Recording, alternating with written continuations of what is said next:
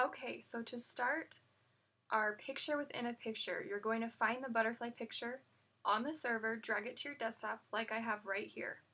I'm going to right click on it, open with Adobe Photoshop. It's going to automatically open this in Photoshop. Drag this out a little bit so I can see my butterfly. Now the first step, I need to get my rectangular marquee tool, which is right here. If you do not see it immediately, hold down on that drop down menu and it's the top one. I'm going to draw a rectangle around my butterfly.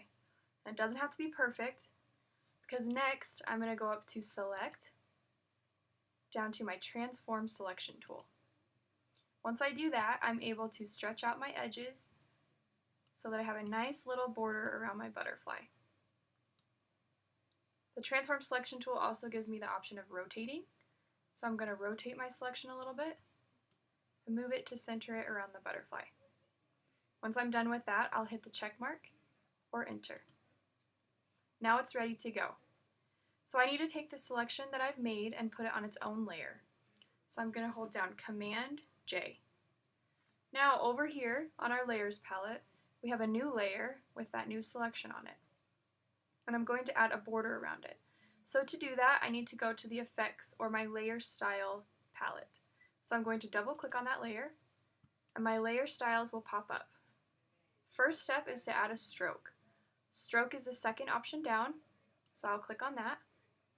And you'll see right here it's automatically added a little border around it, but I'm going to make it a little bit thicker. I'm going to increase my size to 13.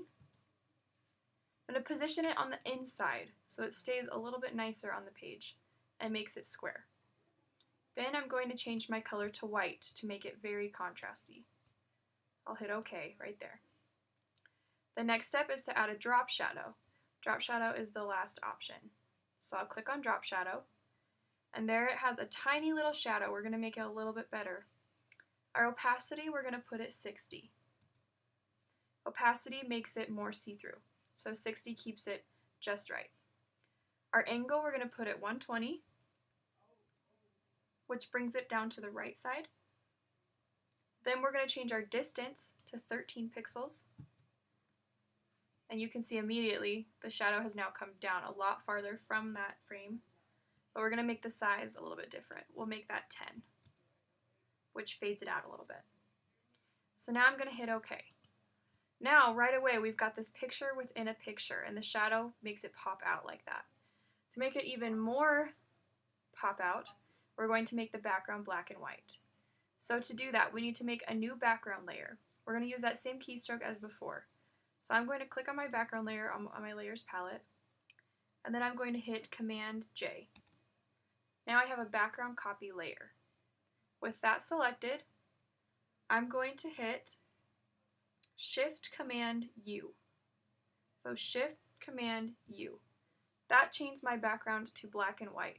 Now this can be done on any picture or any layer. When you have that layer selected, it's Shift Command U to make it black and white. So now we have our picture within a picture.